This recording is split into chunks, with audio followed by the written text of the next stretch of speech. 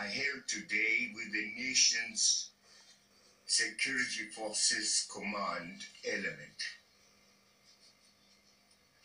This meeting, which was facilitated by a mediating team led by Father Fidelis Mkonori S.J.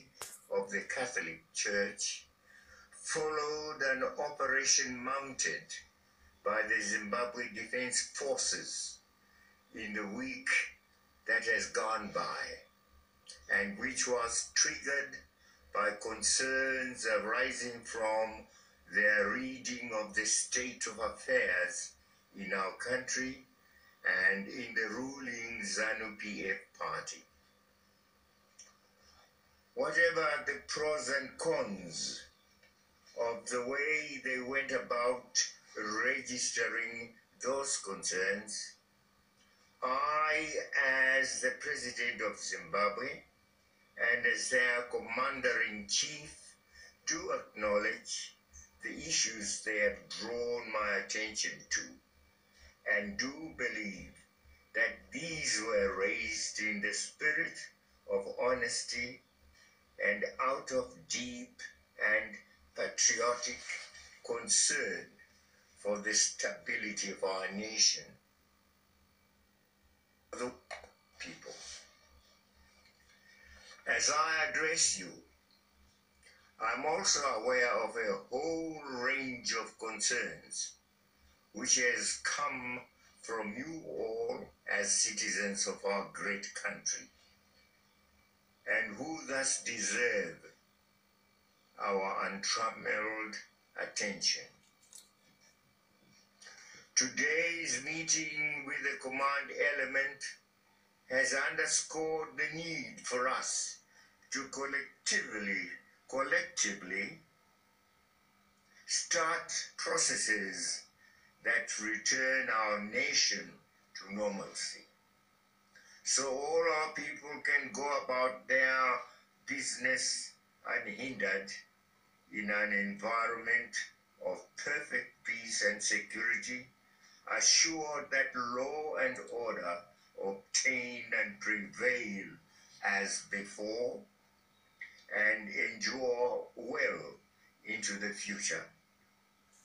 If there is any one observation we have made and drawn from events of the past week, it is the unshakable pedestal upon which rests our state of peace, law and order, amply indicating that as Zimbabweans, we are generally a peaceably disposed people, and with a givenness to expressing our grievances and to resolving our differences by ourselves, and with a level of dignity, discipline, and restraint so rare to many other nations. This is to be admired. Indeed, such traits must form the pith of our national character and personality. Yes, a veritable resource we summon and draw upon in times of vicissitudes. The operation I have alluded to amount to our well-cherished constitutional order, nor was it a challenge to my authority as head of state and government, not even as Commander-in-Chief of the Zimbabwe Defense Forces. To the man, the command element remained respectful and comport with the dictates and mores of constitutionalism. True, a few incidents may have occurred here and there, but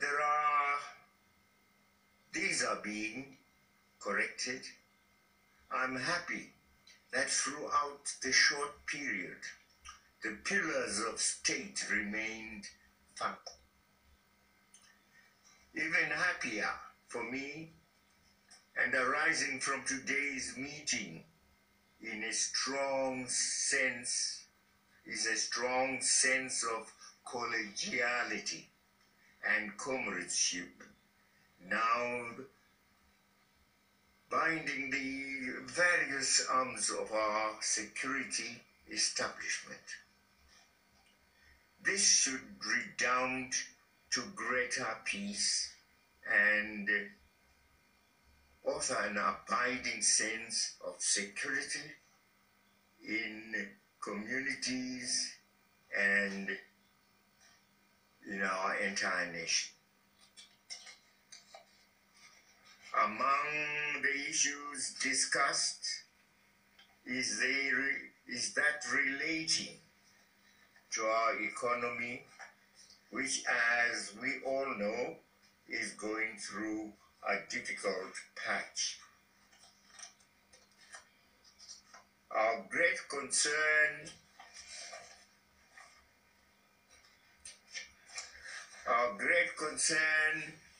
to that guide the operations of all its organs. No, that jump.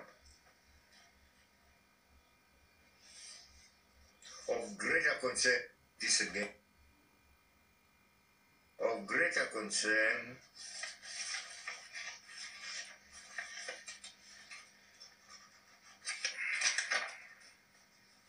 to our commanders are the well-founded fears that the lack of unity and commonness of purpose in both and government was translating into perceptions of inattentiveness to the economy.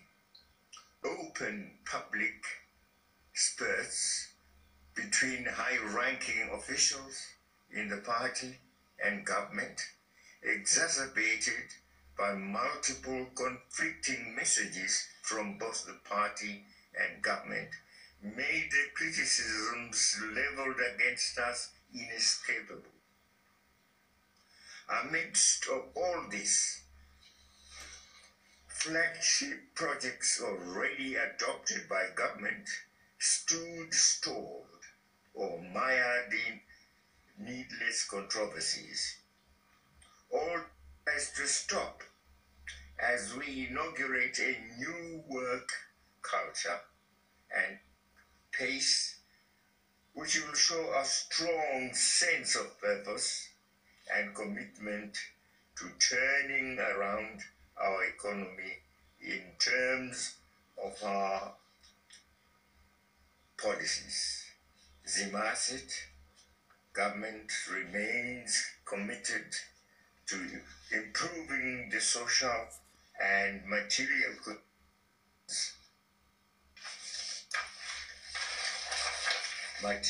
conditions of the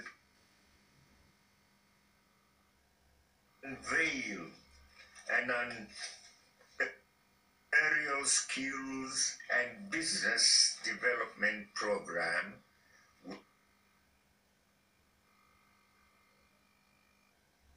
projects at our growth points. Zimbabweans, we are a nation born out of a protracted struggle for national independence. Our roots lie in that epochal struggle whose goals and ideals must guide our present and structure our future. The tradition of